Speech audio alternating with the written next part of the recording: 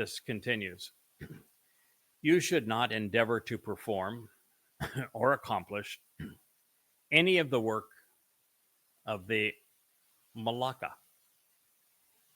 This is a eternal prescription for living in all of your dwelling places and homes throughout all generations. Called out Leviticus Kara 23:21.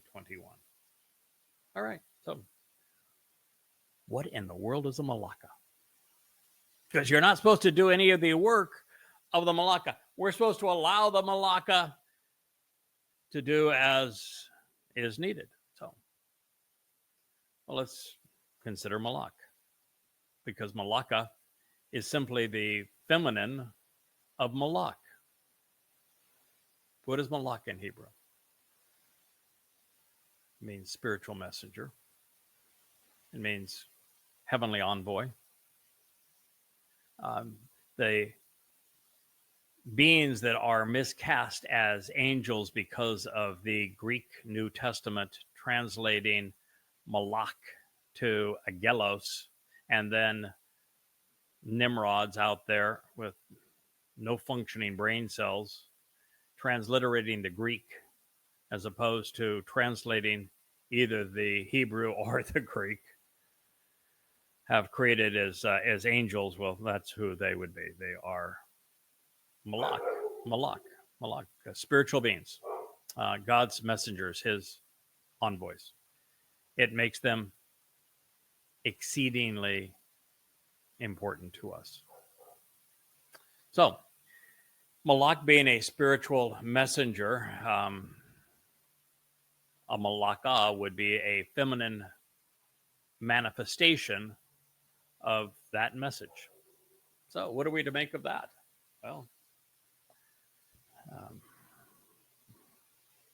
God has the ability to project his Ruach, although this doesn't say anything about Ruach, and his Ruach conveys both feminine and maternal aspects of his nature. So I guess that's a possibility, right?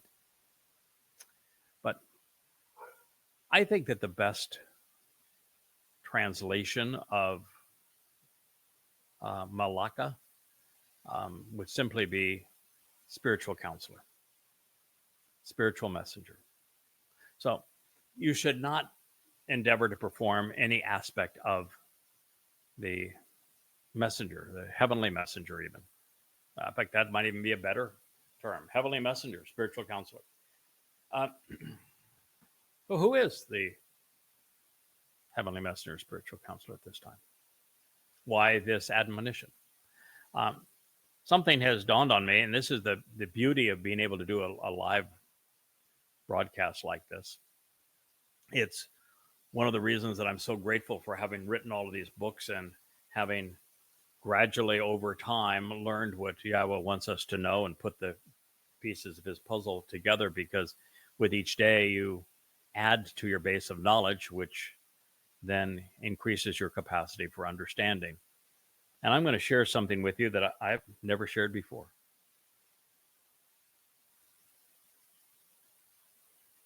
I think that to a very large degree, Yahowah has asked me to serve as the Malaka.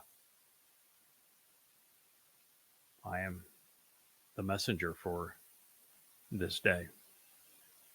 And you might say, oh, well, man, it's not fair because you're a dude and Malaka is feminine. Well, so is Zeroah, which is the most important of Dodes, who is a dude's title. Yahowah doesn't really care about whether he calls you an Ed, restoring witness, or an Ida, restoring witness with the masculine or feminine characteristics. By adding the sound to it,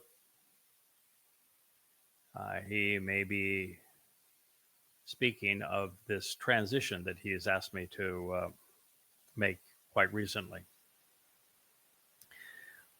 We've just finished a series called In the Garden, where Yahweh makes it very clear that there is a distinction between Adam and Towrah, and the distinction is head and heart.